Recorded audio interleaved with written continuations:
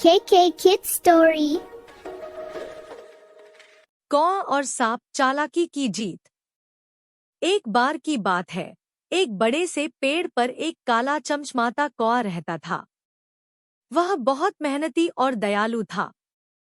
हर सुबह वह का करके पूरे जंगल को जगाता था। उसी पेड़ की जड़ में एक चालाक सांप भी रहता था।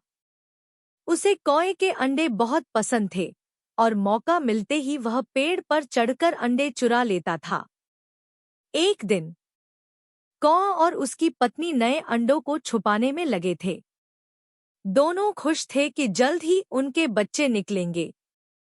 लेकिन नीचे से वही काला तिरछी आंखों वाला सांप पेड़ की ओर देख रहा था। रात होते ही वह चुपचाप सरसराता हुआ ऊपर चढ़ा और फिर अंडे चुरा कर खा गया। सुबह को जब कौए ने खाली घोंसला देखा तो उसकी आंखों में आंसू आ गए। कौए ने अपनी पत्नी से कहा, अगर ऐसा ही चलता रहा तो हम कभी बच्चों को नहीं देख पाएंगे। दोनों ने सोचा, पर कोई उपाय समझ में नहीं आया। कौए का एक बहुत ही बुद्धिमान दोस्त था, लोमड़ी।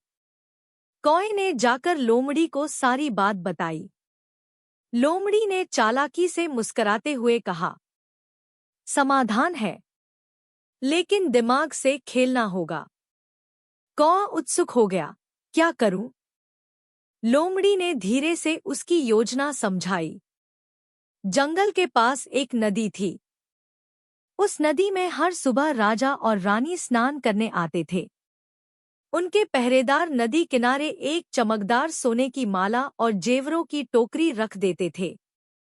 लोमड़ी की सलाह के अनुसार कौआ तेजी से उड़कर गया, नीचे झपटा और सोने की माला को अपनी चोंच में उठा लिया।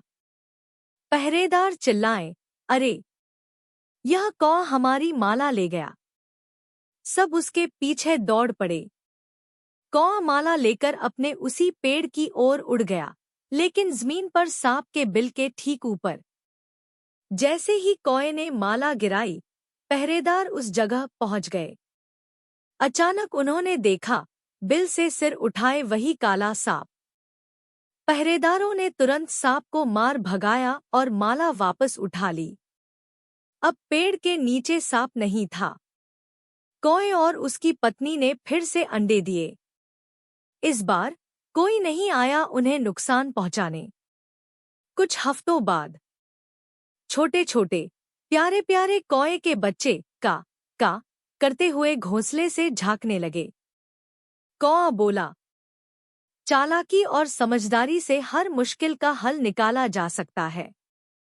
कहानी की सीख, समझदारी और बुद्धि से बड़ी समस्या भी हल की जा सकती है। अगर आपको मेरी कहानी पसंद आई हो तो please do like share and subscribe to my channel KK Kids Story।